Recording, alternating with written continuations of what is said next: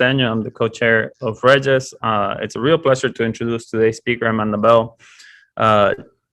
She is an 8th grade science teacher here in the area.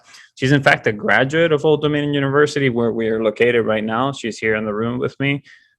She has some coursework done in the past in Hampton University, but she's a monarch through and through. And she has been working with the Portsmouth Public Schools. She's one of our close connections that we've been developing in the area. And she had some ideas on how to teach science in a more explicit way, where we can try to show you essentially the basics of science. So as we know, science is both theoretical. We need to write down equations that explain how the rules of nature are set, but ultimately the math only makes sense if we can compare it to what we see in nature. And so she's going to show us today a little bit of how you can test out some of these ideas at home by yourself and put our understanding of nature to a test. And so we couldn't think of anybody better to do this than Amanda. So it's we're super happy to have her here. So with that, I'm going to turn things over to her. Able to speak as of now. All right. Good morning. Thank you, Raul. I am Amanda Bell. I teach 8th grade science in Portsmouth Public Schools at Churchland Middle School. I am a part of the curriculum writing team for the city of Portsmouth. And one of our jobs is to find lessons that engage our students. We can teach the science and the math behind it all day long, but if our kids don't get it and if they're not involved in their learning, it's not going to mean anything. So one of the challenges that we face in Portsmouth Public Schools is our class size and our availability of supplies. So in the school that I teach in, we only have 2 grades, 7th and 8th, and we have about 1,000 students. So our class sizes are pretty big, which means that we had to find ways to make labs safe for our kids, but also fun for them. And a lot of the labs that we found were not geared to large groups. They were either single or small group ones. And that doesn't really work for the target audience that we have. The other issue that we ran into was we didn't have supplies. And on a teacher salary, if you teach public school, you definitely are not in it for the paycheck. So trying to buy supplies for 100 kids every year, it gets a little much. So we had to get creative, and I have to give credit to our science department for the city. They're awesome. They try and supply as much as they can for us, but again, they're also limited budget wise. And so we found out that Home Depot actually will supply a lot of the things that we need for our labs. They have community engagement managers, and if you go to them, they will actually give you supplies for your labs. All they ask in return is that you send them pictures. So we have utilized that quite a bit over the last few years since finding that out. So it has definitely made us a lot more resourceful.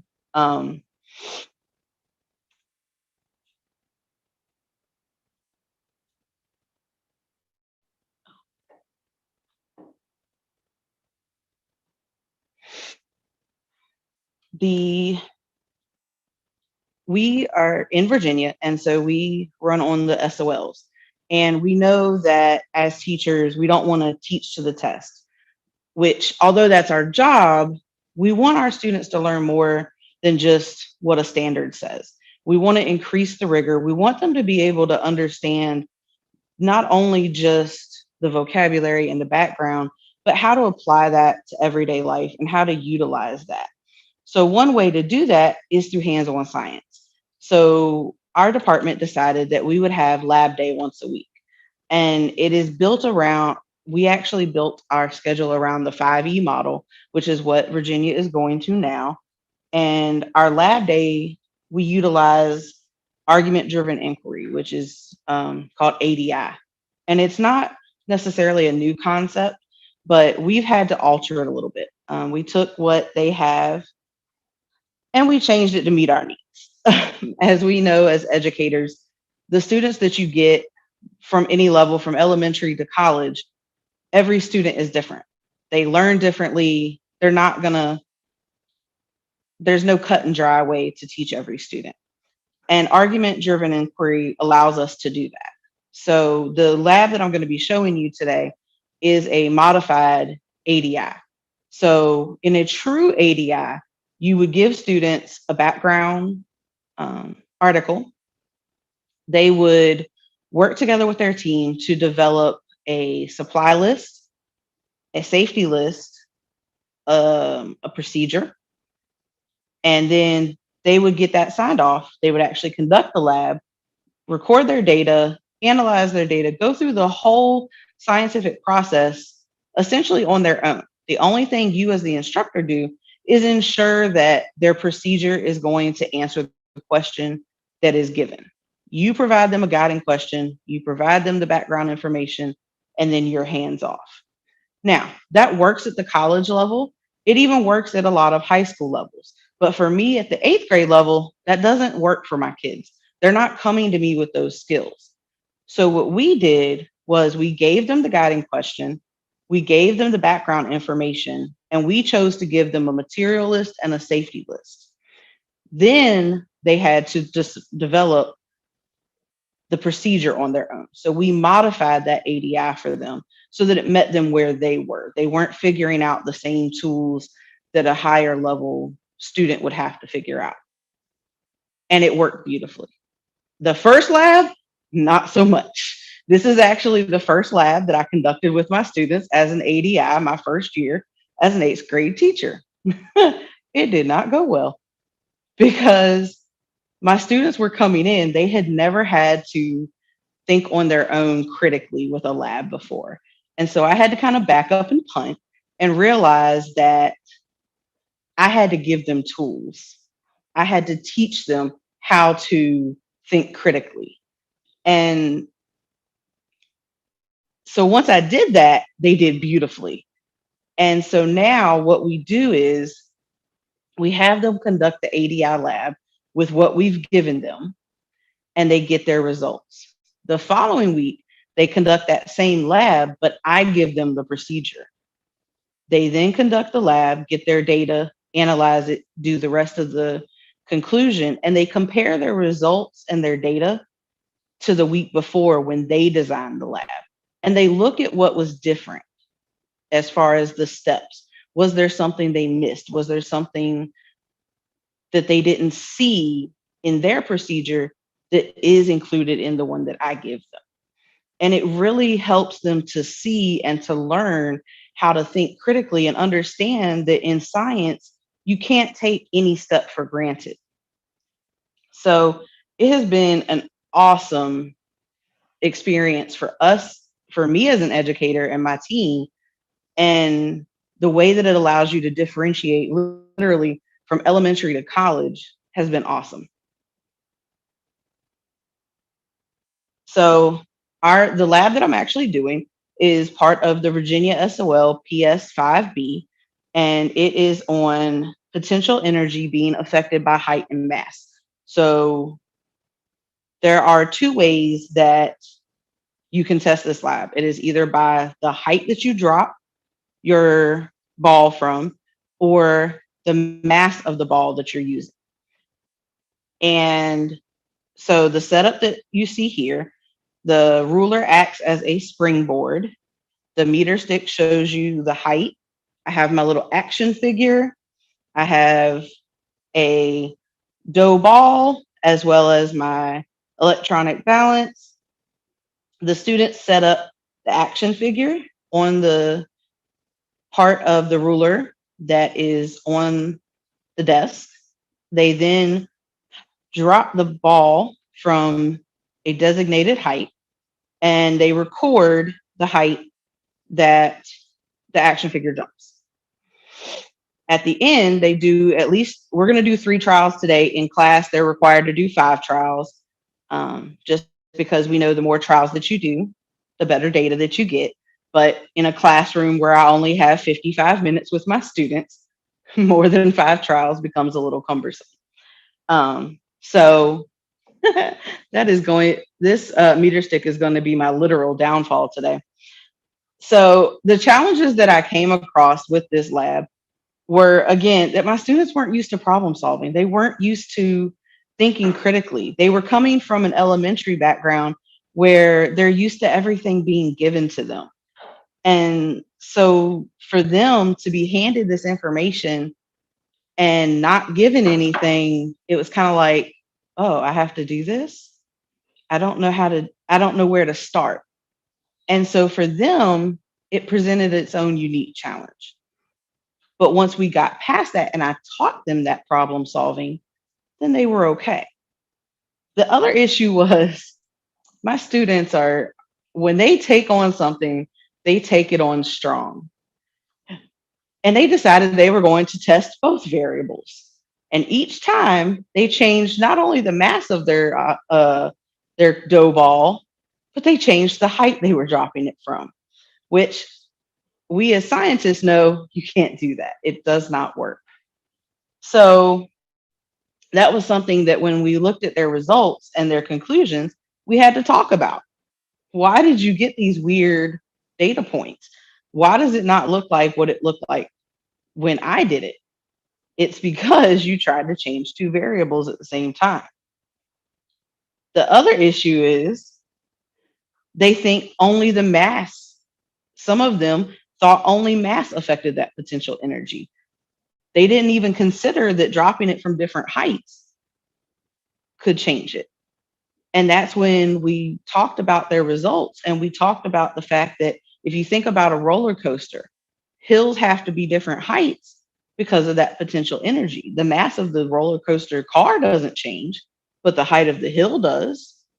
So it helped them realize that, oh, there's more than one way to approach these problems. And they were taught how to think critically. I don't want to miss anything. No. Another problem that we had, students are used to rulers. They know how to read inches, sometimes centimeters, but they didn't know how to read a meter stick. They were turning their meter stick upside down and trying to read it backwards, which did not work for them because they couldn't figure out how to count backwards. And they were missing the simplicity of just subtracting it. Or if their action figure jumped higher than their meter stick, they were lost as to what to do at that point. And so we had to figure out ways to overcome that with them.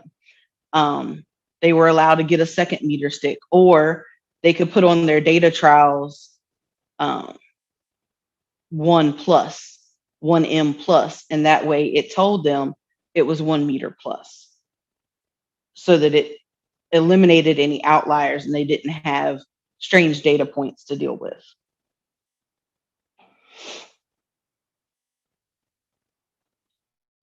So this is an example of what they are given.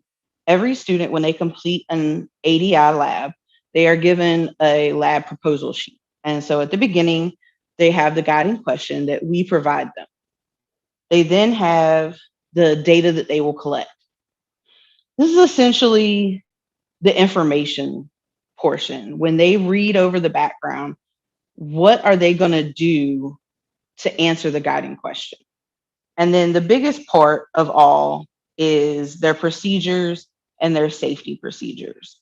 And we know as scientists that safety is number one. We don't want any children poking eyes out, blowing up my classroom. That's not how I want a remodel of my school.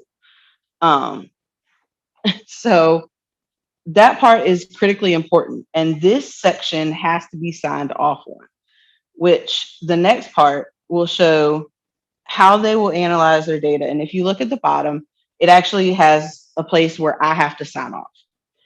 So they have to tell me how they're going to analyze it. Are they going to use a chart? Are they going to use a table? Are they going to use a line graph, a bar graph, a histogram? How are they going to show me that they can chart their results and actually analyze it.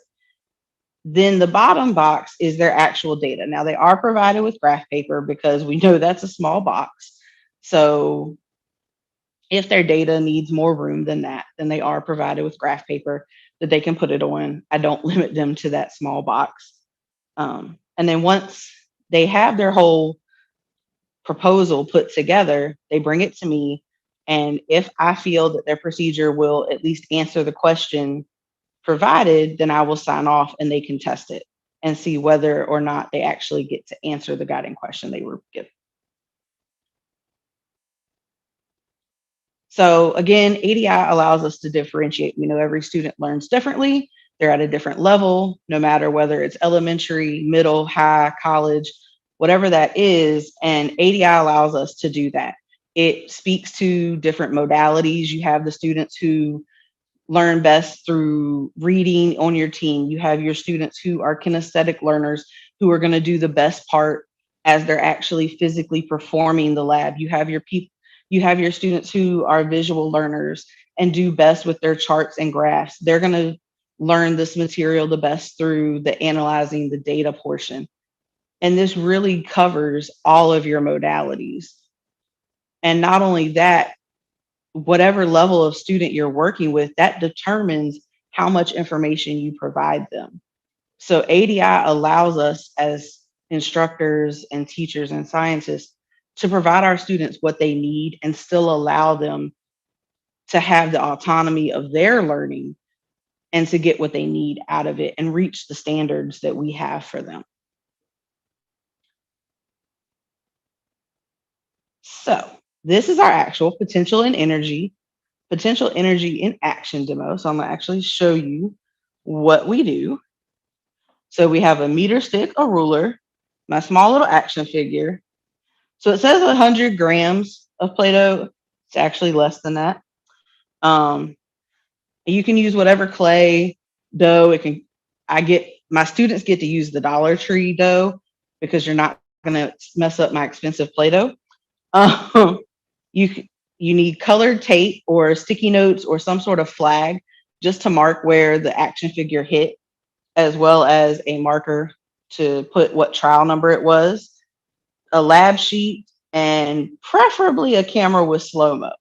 Now, this comes in when I actually do the lab with the kids. Part of the fun for them is someone on their team videos as they're doing the trials, and they video in slow-mo. That way, they can actually see where the action figure went up to, as well as they're practicing their videoing skills. And it's just fun for them. What kid doesn't want to pull out their cell phone in the middle of class? So it's a way for them to participate. It's a way for them to do it. And they also will challenge each other. They will fight over how high it went. So by videoing in slow-mo, you eliminate that argument, because then you say, no, roll it back, look at it, and you can actually see how high it went.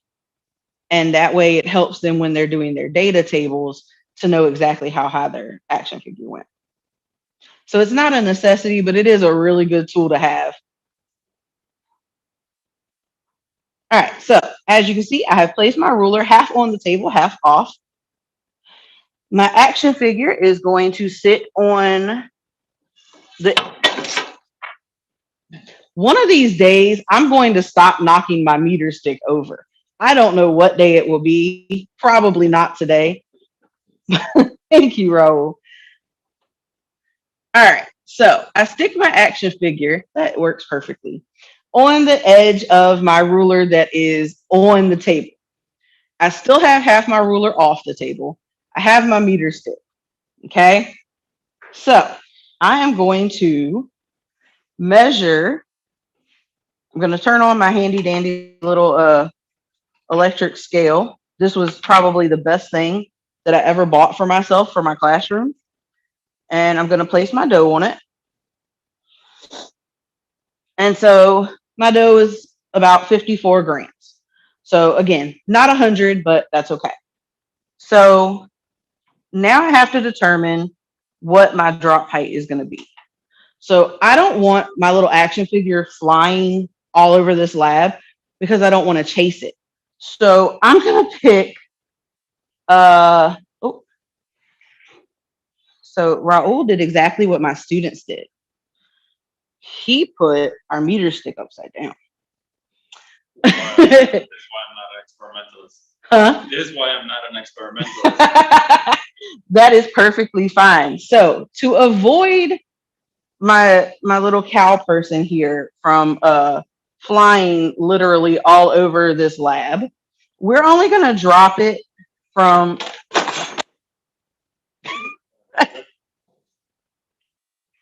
all right. Holding it. Yes, that will work. Where did the cow go? So. Forgive us while we have a technical difficulty. There you go. That will work. Perfect. Thank you. All right. So that he doesn't fly all over the place and we're not chasing him all day, we're only going to drop it from about 15 centimeters. Okay. And this is a meter stick. We are scientists. We use meter sticks. We don't use yardsticks. So I'm going to hold it at 15 and I'm going to drop it. So my first one went to about 30. So I'm going to place my flag, put a T1, and reset up my ruler and my action figure. Now, this is not a special ruler. There's nothing that you have to do different with it. It is just a regular metal ruler from Office Max or Office somebody. All right, so I'm going to go at 15 again. Oh, he only went to 20 that time.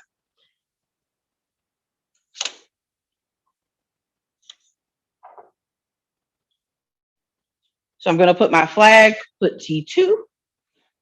Excuse me.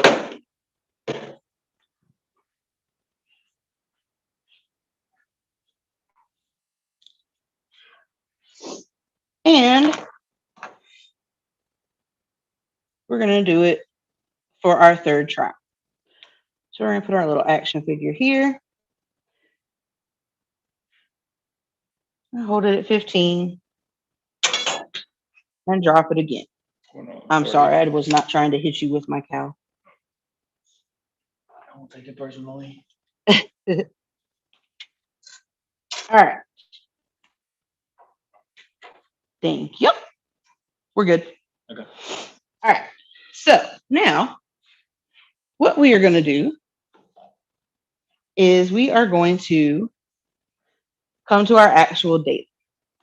So I have my students set up one of these sheets on their paper or their graph paper, but we're going to do it in Google Sheets because I like technology and it's a whole lot easier for me to show you the graph in real time. So our drop height was 15 centimeters for each time.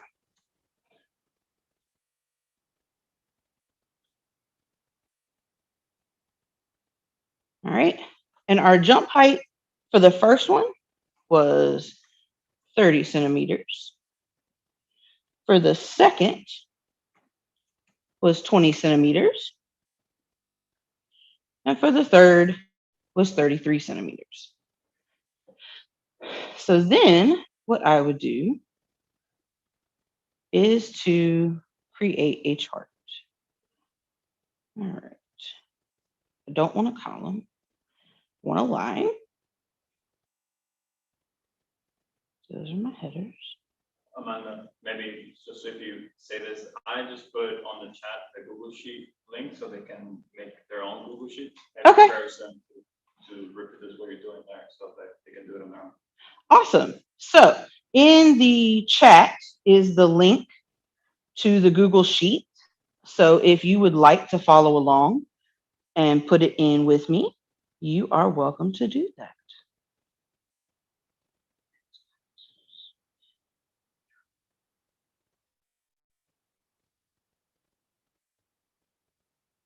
All right.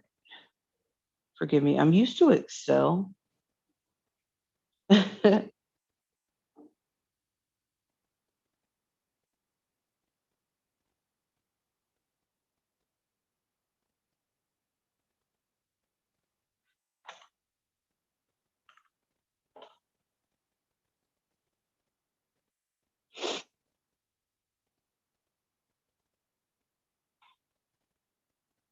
It's gonna make a liar out of me.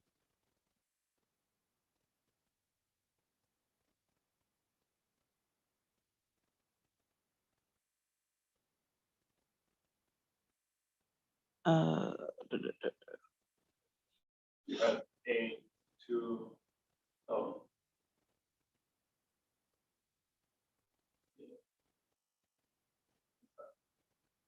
okay, that's why. It is C3 to C.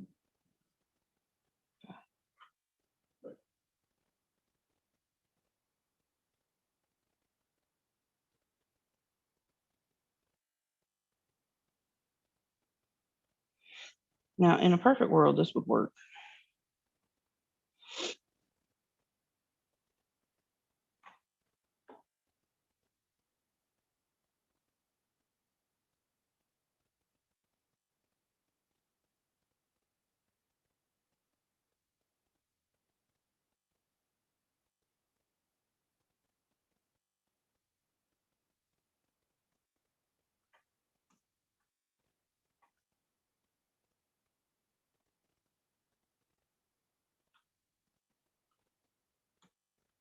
What if you start again and you only highlight the data?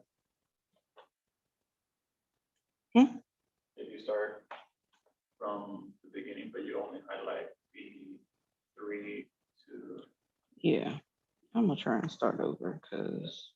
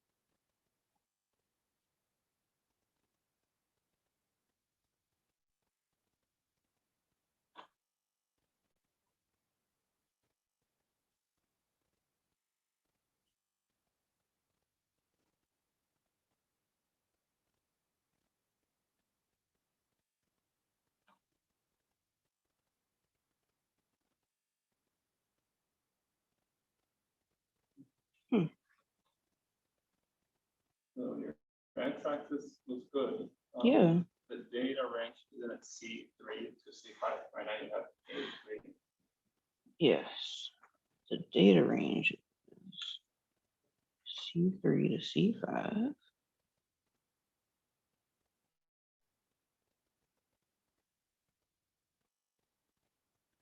No, the data range has to be everything in the chart.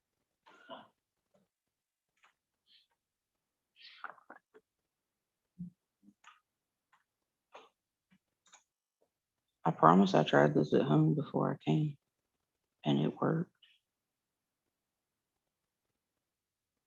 All right, there's the x-axis. Use row 2 as headers. Okay. Wait a minute. We might be cooking now.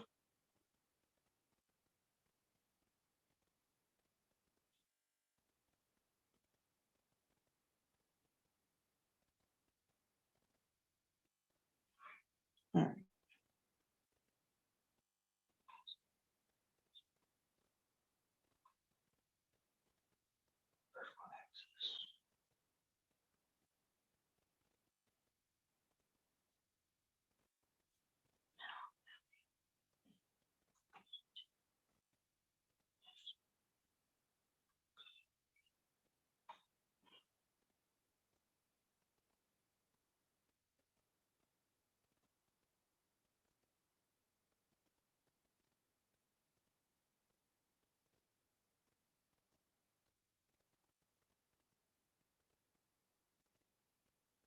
Oh, I know why. I'm pretty sure I just figured it out, y'all.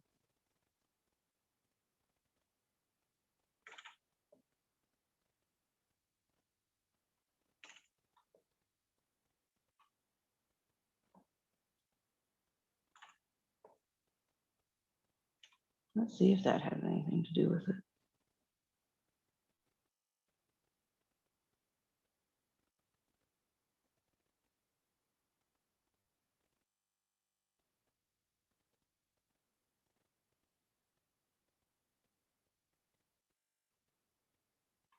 There we go.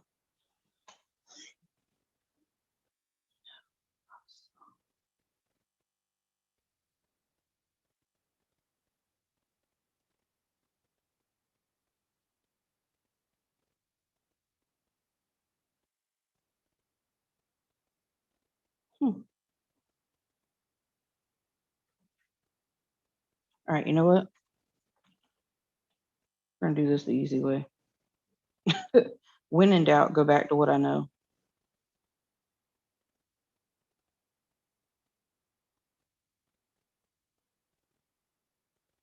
You want to use Excel? Yes. I'm gonna use Excel.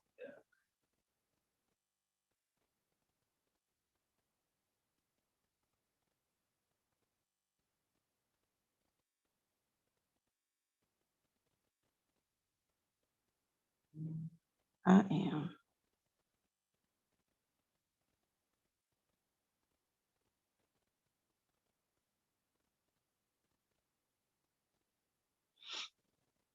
There we go.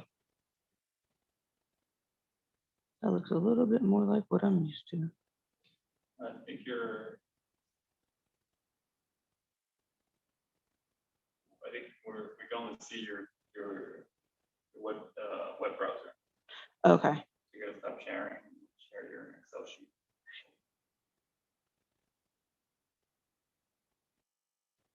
All right. Great. Yep. So we moved over to Excel because I can actually use that. um,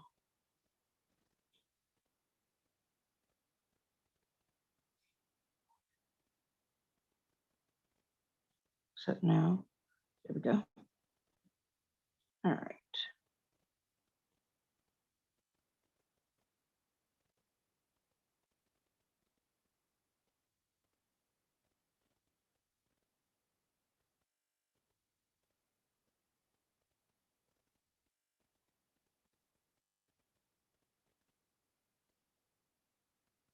Select data. There we go.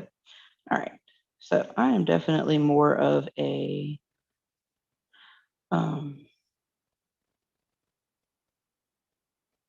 Excel person. That's just me. I'm trying to use Google because it's what the school gives us, but there we go. All right. So 2 seconds, I can actually do what I need to do. So now we have a graph, a simple line graph, and the students can see from trial 1, trial 2, and trial 3 that as long as they kept their height the same, they are only looking at one variable. Okay. And even if we had left the drop height in as a line on the line graph, they would see that they left that variable alone and they're only comparing one.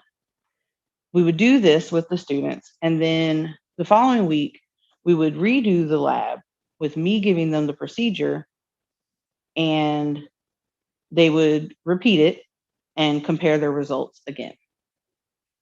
And so it really allows them to um,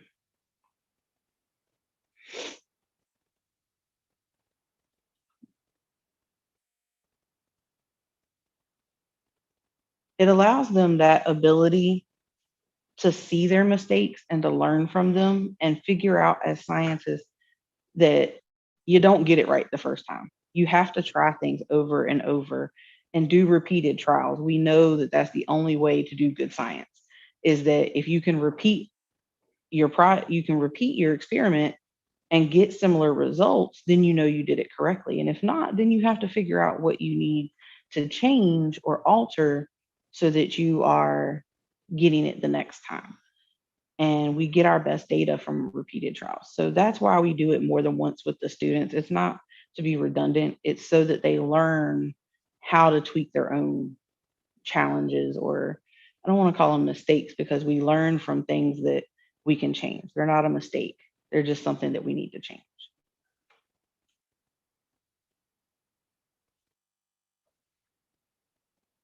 So, are there any questions?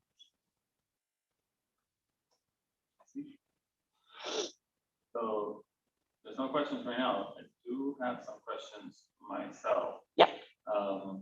So maybe, so how does it go now? So now they're taking some data, right? Mhm. How do they start putting equations to the test? And maybe you want to repeat the question so that they can hear it through your. So, how would they take the data that they have gathered and put it into an equation that they would have on a test or on an SOL?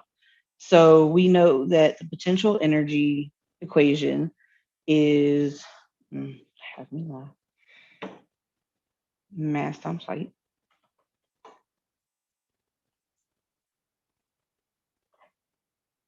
So, their potential energy formula that they use is mass times gravitational field times height. Now, my students specifically do not have to calculate G. It is something that they would be given.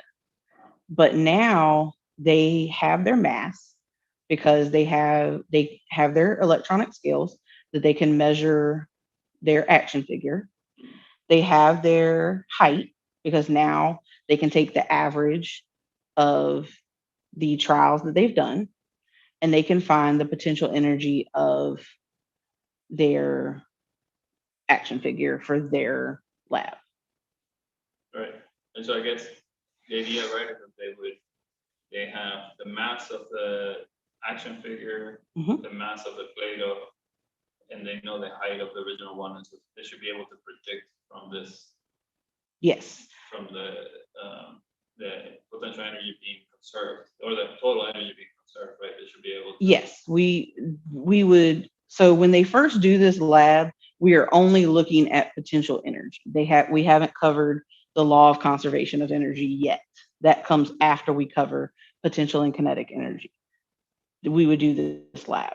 Then we would take their data when we get to the section on law of conservation of energy, and we would take their data and actually have them calculate. They know the mass of their ball. They know the mass of their action figure. They know the G doesn't change. And so yes, they can predict what their height should have been and then actually look at what their height was based on that potential energy amount. Yes. And so we have actually another role on the call who's asking. He came a little bit late. No problem. And he was asking if you could tell us a little bit about your background. What is your profession? Sure. I am currently an 8th grade science teacher at Churchland Middle in Portsmouth, Virginia. I have a background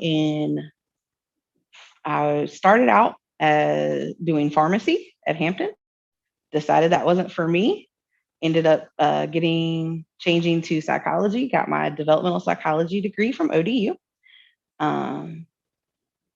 did some time as an academic advisor through Upward Bound, and then became a third-party administrator for an HVAC company, and I was actually certifying houses as Energy Star rated.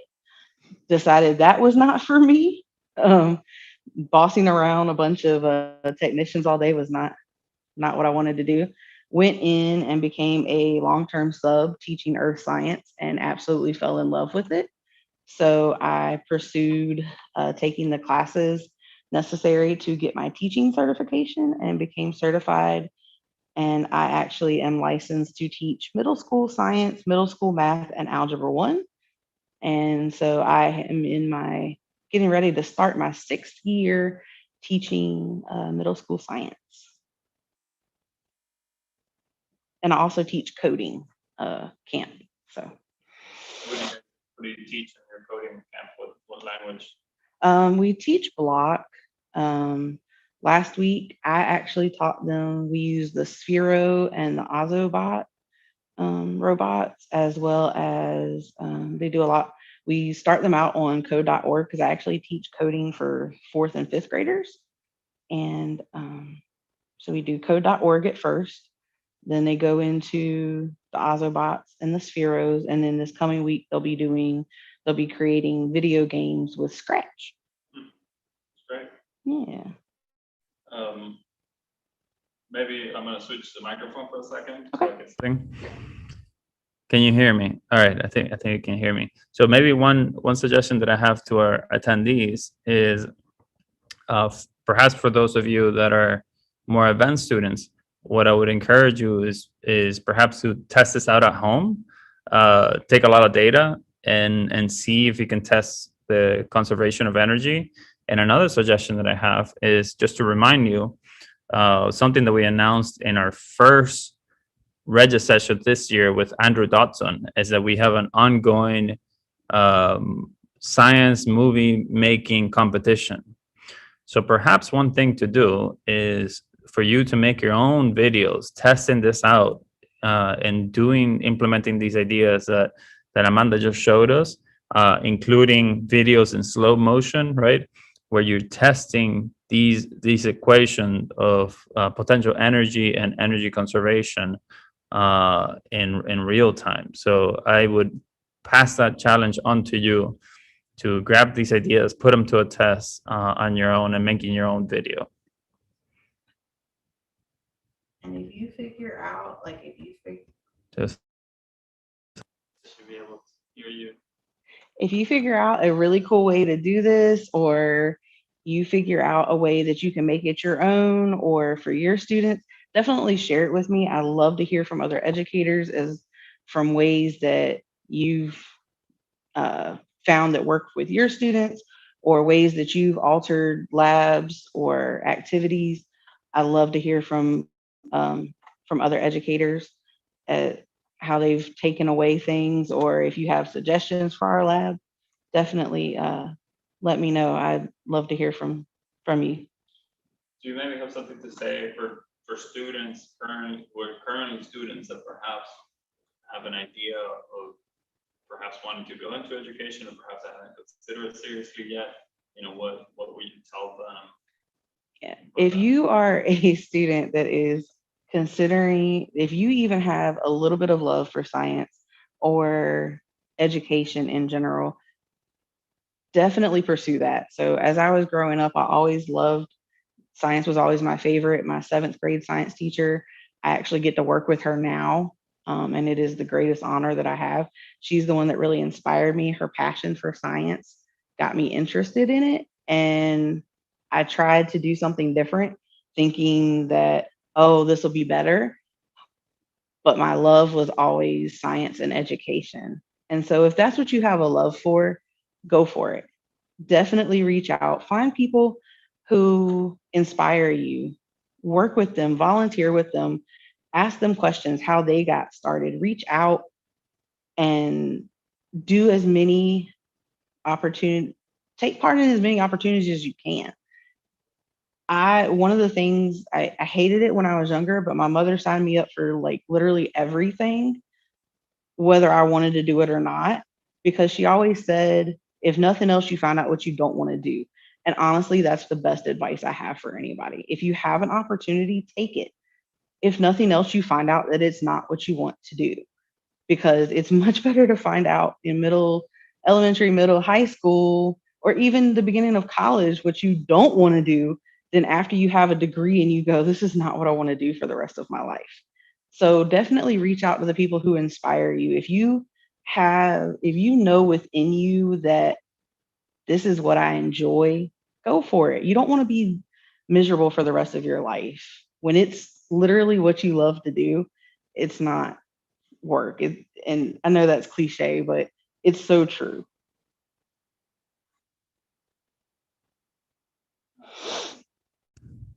Well, maybe with that, let's all thank Amanda one more time. Let me just reiterate that her message that I think educators really they shape everything in our economy, right? If we didn't have educators, we really wouldn't have a workforce that is developing new ideas and pushing our world forward. So really, educators are the backbone of our society. So I think if you have an inkling and going in that direction, is a really admirable work, and I think it's absolutely worthwhile. So I couldn't recommend it anymore. Amanda's putting there her email. So if you have any questions or suggestions, feel free to email her, and she will come back next week. Is that right? Week after next. The week after next. And Monday so the 19th, we'll be building electromagnets.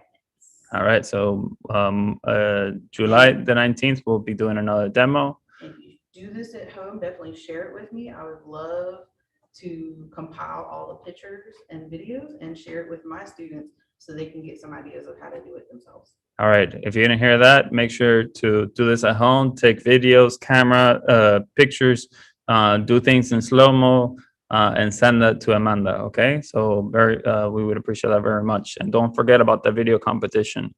Let me just remind you that today, this afternoon, we're gonna have a really interesting set of talks. So please come back in an hour. First, we're gonna have a talk that is gonna show us a display of the total solar eclipse of 2017. So you're gonna get a visual tour of that eclipse, which was amazing. I got to see it live. So either way, I'm looking forward. If you saw it and you haven't seen it, it's going to be super worthwhile. Next, after that, we're going to have a talk from Alan Jemison, who's a professor at Canada, and he previously worked at MIT in the Nobel Prize winning lab of Wolfgang Ketterle. So you do not want to miss that. And after that, we will have our Python for STEM class. And I just mentioned in the chat that next week we're going to start doing some data analysis using Python. So if you want to learn how to take data, analyze it, just like we were doing in this demo, I strongly encourage you to join us then. All right, so everybody, let's give Amanda one last round of applause for coming here and giving her demo. All right, thank you so much.